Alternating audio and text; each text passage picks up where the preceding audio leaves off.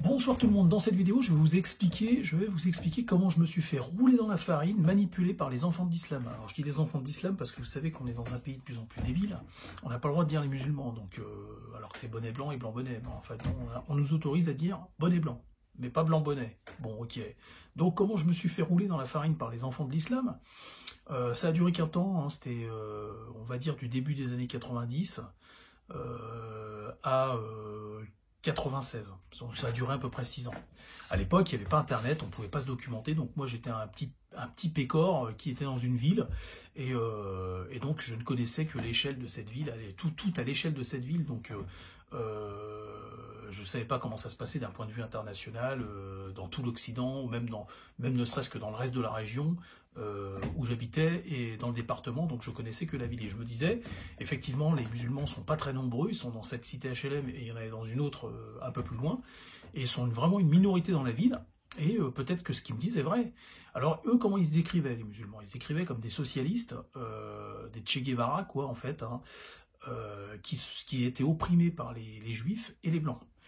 La France leur avait fait des vaines promesses, l'Occident leur avait fait des promesses qui n'avaient pas, l'Occident les avait trahis, c'est-à-dire qu'on les avait fait venir en leur faisant croire qu'ils étaient comme tout le monde.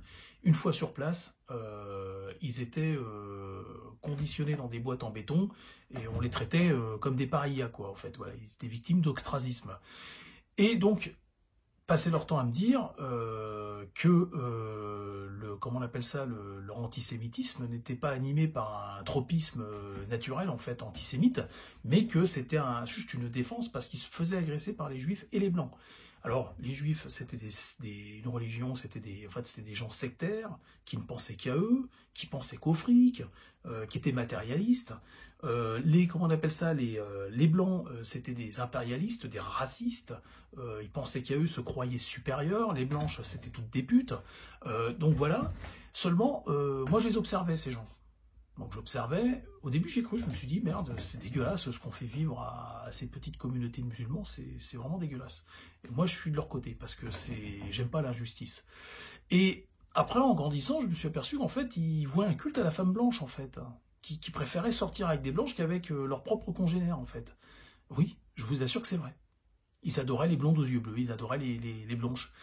Et je me dis, mais merde, en fait, c'est quoi? C'est une frustration, en fait. C'est parce que quand les blanches veulent pas d'eux, c'est des putes. Mais quand les blanches veulent d'eux, ils sont même prêts à se marier, à faire des mômes avec. Je vous assure, c'est arrivé. Alors, pareil, ceux qui arrivent à ouvrir des entreprises, c'est des blancs, majoritairement dans un pays blanc, donc les probabilités de chance pour que ça arrive, c'était des blancs ou des juifs. Et donc, parce que c'est quand même la religion judéo-chrétienne hein, qui anime le logiciel comment on appelle ça, de l'Occident. Et donc, je me suis aperçu à un moment donné que quand ces musulmans finissaient par grandir et avoir l'opportunité en fait de devenir capitalistes, ils le devenaient aussi en fait. Ils le devenaient aussi. Et même c'était le royaliste. Ils étaient même plus royalistes que le roi, sachez-le. C'est-à-dire que ce qu'ils reprochaient aux juifs et aux blancs, en fait c'était x10. Hein. C'était x10. Je me suis aperçu qu'ils étaient sectaires. Ils étaient entre eux, en fait. Ils se refilaient des tuyaux entre eux, ils avaient des réseaux, ils n'en faisaient croquer qu'eux, en fait. Et là, tu te dis, en grandissant, tu te dis, mais assez rapidement, hein, tu vois le truc assez rapidement, quand t'as la tête sur les épaules, et tu te dis, mais en fait, c'est une mascarade, tout ça, ils se foutent de ma gueule, ces gens-là. Ils se foutent de ma gueule. Quand il y a une bagnole, une bonne affaire et tout, ils se la refilent entre eux, en fait. Et toi, ils t'ouvrent aucune porte d'évolution, en fait, ces gens-là, en fait. Ils sont là à se servir de toi, sous prétexte qu'ils t'ont rendu un service ou deux, donc toi, il faut toujours que tu leur en rendes un derrière. T'inquiète pas, ils le marquent, hein, c'est marqué sur l'ardoise. Il y a toujours une ardoise, tu leur dois quelque chose. Et en contrepartie, pour le concret, ils vont te rendre un service à 2 balles, hein, une connerie que toi, tu leur as rendu 6 fois plus. Mais pour le concret, en fait, quand il y a vraiment un coup à jouer pour te rendre service et te faire gagner des sous, ou faire quelque chose, là, t'es évincé. Et là, c'est leur communauté, en fait. Et là, tu dis, c'est pas grave, je m'en fous. Mais je comprends pas, parce que vous avez passé votre existence à critiquer les juifs, et vous faites pareil, en fait. Mais vous êtes même pire. Vous êtes même pire. Parce que moi, quand j'ai fréquenté le peu de juifs que j'ai fréquenté, je vous assure qu'ils passaient pas leur temps. C'est des gens qui se levaient tôt le matin et qui finissaient tard le soir, qui se construisaient une vie et un petit empire à la sueur de leur front, mais je vous assure que les Juifs ne passent pas leur temps à baver sur les Arabes. Je vous assure que c'est vrai. Ils perdent pas leur temps à faire des conneries comme ça. Et la plupart des Blancs que j'ai fréquentés, enfin que j'ai vu, qui avaient des entreprises, c'est pareil. Ils embauchaient des musulmans dans leur entreprise. C'était pas les fachos qu'on m'avait décrits. Par contre, je me suis aperçu d'un truc, c'est que quand les musulmans ouvraient des entreprises, bah, ils étaient sectaires. Et eux, pour le coup, ils embauchaient que d'autres musulmans, en fait. À part quand ils n'avaient pas le choix, ils étaient obligés de prendre quelqu'un qui avait des qualifications particulières. Et là, voilà. Alors, je fais une parenthèse. J'ai connu aussi des Maghrébins qui, des petits, ne critiquaient ni les Juifs et ni le capitalisme, et ni les Blanches. Et quand ils ont grandi, se sont mis avec des Maghrébines, et ils ont ouvert des entreprises. Ces gens-là, je la referme la parenthèse, ces gens-là ne rentrent pas là dans cette vidéo. Ces gens-là, je les respecte. Il n'y a pas de problème. Parce qu'ils sont cohérents, en fait. Ils sont cohérents. C'est des gens qui n'ont jamais critiqué le capitalisme et qui sont devenus capitalistes. Mais à ce moment-là, c'est cohérent. Par contre, vous voyez des gens qui ont essayé de vous écarter, qui vous font croire en fait que l'argent c'est mal, que les femmes blanches c'est des putes, et que ces gens en fait ils ont l'opportunité, ils vont vous damer le pion en fait.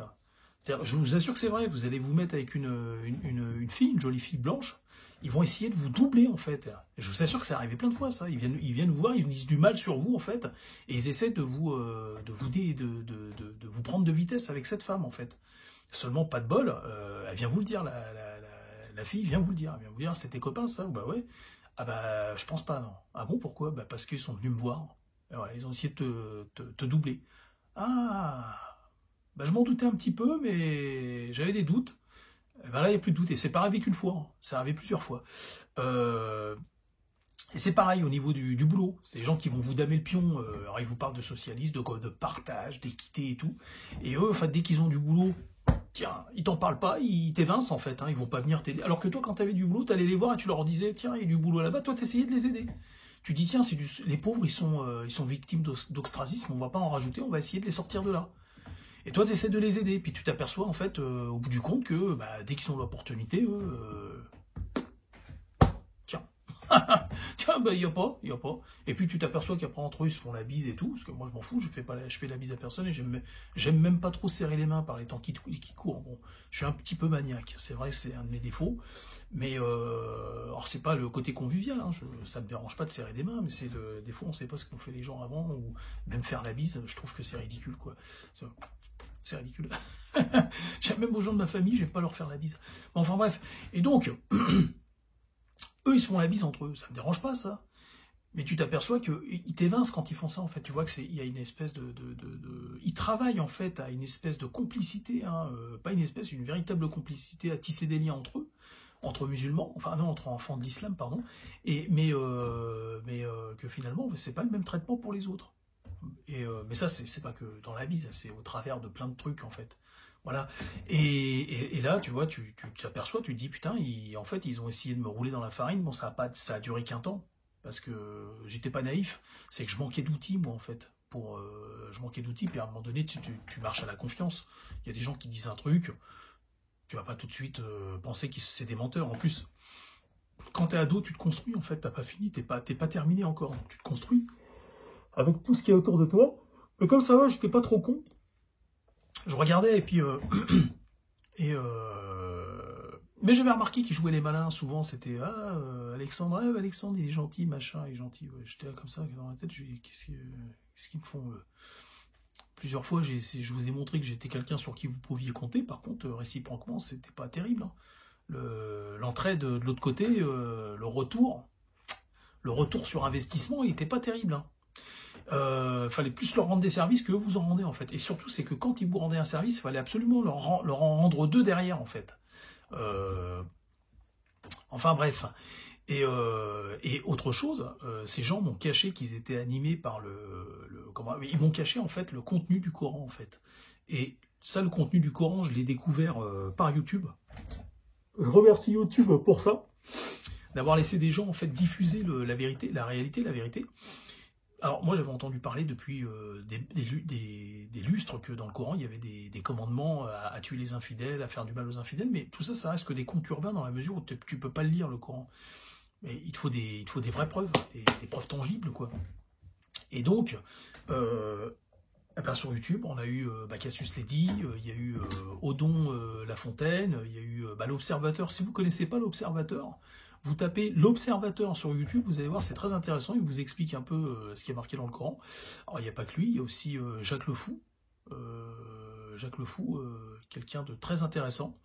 C'est un Maghrébin, hein. C'est un Maghrébin qui s'est réveillé. C'est un Maghrébin comme il en faudrait plus au Maghreb. Hein. Et oui, pour que les choses avancent. Et il y a qui encore? Il y a David Wood. Alors vous tapez David Wood, comme bois en fait, W2OD, David Wood.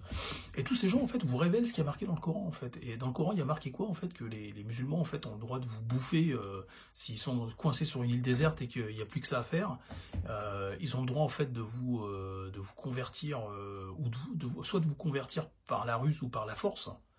Hein, de pratiquer la taqiya, c'est-à-dire l'hypocrisie, vous tromper en fait. Ils ont le droit aussi de vous neutraliser, soit par la ruse, soit par la force, par la violence. Alors neutraliser, c'est comme ça, on est d'accord. C'est pas moi qui l'invente, hein, c'est marqué dans le Coran. Et ils ont le droit de vous réduire à l'état d'esclave, pardon. Et ça, quand il y a des gens en fait qui sont animés par ce logiciel et qui vous le cachent, c'est grave quoi en fait, c'est grave. Et comment leur pardonner en fait? Comment pardonner à des gens qui vous ont caché ça, tout un pan de votre existence, toute une partie de votre existence, pendant 6 ans, 7 ans, ils vous ont caché ça en fait. Alors là, la grande mode en ce moment en France, c'est l'État et les socialistes, les blancs, là, les blancs socialistes, hein, les crêpes, les dhimmis, les asservis, la France soumise.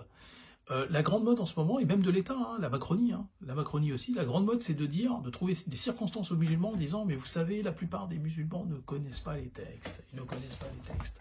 Et ben moi j'ai envie de dire un truc à la plupart des musulmans, si vous ne connaissez pas les textes, hein, ne pratiquez pas de religion, parce que si vous avez une religion et que vous ne connaissez pas comment on appelle ça, les tenants et les aboutissants, et surtout les textes, la totalité des textes, au moins, si vous ne les avez pas au moins survolés de votre livre sacré, c'est que vous n'êtes pas fait pour pratiquer une religion, hein, je vous le dis tout de suite, hein, parce que la plupart des chrétiens intégristes connaissent, eux, la Bible quasiment par cœur.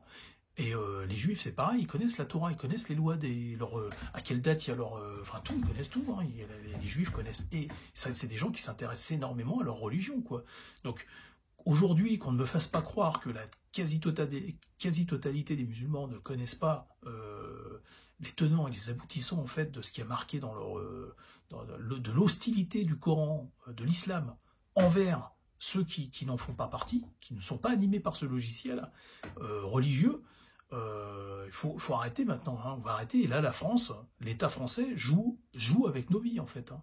L'État français joue avec la vie des Français, c'est-à-dire que on nous force à vivre avec des populations dont le dogme, le logiciel religieux, en fait, c'est d'asservir, en fait, les gens qui ne sont pas de la même religion qu'eux, en fait.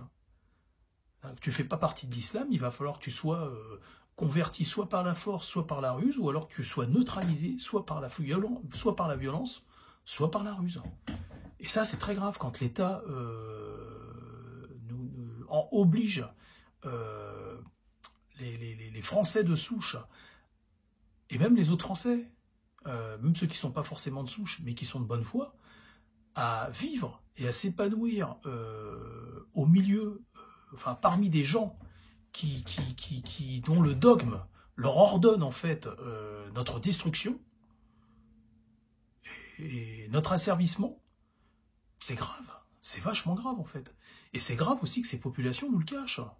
Elles se prétendent socialistes. Et moi je rigole. Et je suis sûr et certain que si cette vidéo parvenait à des gens que j'ai connus, se reconnaîtraient dans ce que je dis. Et qu'est-ce qu'ils penseraient d'eux?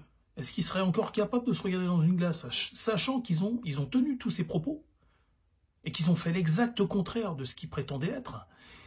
Et alors, la grande mode aussi chez les musulmans, c'est le djihad. C'est-à-dire, je vous l'ai déjà expliqué ça dans une autre vidéo. C'est la grande mode, ça, depuis une trentaine d'années. Chaque musulman qui fait un pas de travers et qui est dans le délit et dans le crime, il va justifier en fait ce qu'il fait par le djihad. C'est-à-dire que le musulman adore se taper des femmes blanches, il voue un culte à la femme blanche, hein, il adore les blanches, mais il va te faire croire que non, machin.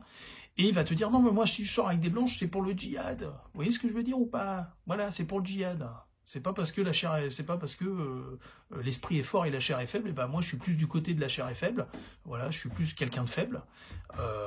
Non, moi c'est pour le djihad. Alors pareil pour, pareil, hein, il va vendre de la drogue parce qu'il aime le pognon. Et c'est juste ça en fait. Mais il va faire croire, pour se convaincre à lui-même, pour se donner bonne conscience et pour faire croire surtout aux autres autour de lui qu'ah ben non, moi je vends de la drogue, c'est pour le djihad. C'est pour pourrir l'Occident en fait. Parce que, voilà, ils sont méchants avec nous, et en fait, ça c'est l'histoire du monde arabe, j'ai envie de te dire, hein, c'est l'histoire de l'islam. Hein. C'est-à-dire, l'islam rêve d'être l'Occident, en fait. Au travers de ces citoyens, pour moi, hein, ces citoyens de papier français, ces faux citoyens, en fait, parce qu'ils l'ont démontré plusieurs fois. Hein. Pour ma part, hein, ceux que j'ai fréquentés, c'était pas des vrais citoyens français, c'est-à-dire que tu passes ton temps à casser du sucre sur le dos de la France, et à en dire du mal, et puis après, bah, tu deviens, en fait, tu aspires à devenir, tout ce que, enfin, tu aspires à devenir capitaliste. Et ça, c'est l'histoire du monde arabe. C'est l'histoire du monde arabe, c'est-à-dire que le monde arabe, et même du sud global, hein, il n'y a pas que le monde arabe, hein, c'est aussi l'histoire de la Russie, de tous ces pays qui critiquent l'Occident, en fait. Mais les plus hypocrites d'entre eux, c'est vraiment au sein du monde arabe. Là, on a vraiment l'hypocrisie poussée à son paroxysme. C'est des gens qui passent leur temps à critiquer les juifs et les occidentaux, mais qui en réalité n'aspirent qu'à devenir comme ça, en fait. Et c'est d'ailleurs pourquoi ils se ruent par millions, en fait, en Occident, en fait, ces gens-là. Et ce que je vous ai raconté là, finalement, en fait, ça c'est ce que vit la plupart des Français aujourd'hui. Donc moi, aujourd'hui, j'ai une aversion pour l'islam. Et puis, bah, écoutez, pour tous ceux qui sont animés par ce logiciel, en fait. Une aversion. Écoutez, je vous dis à bientôt.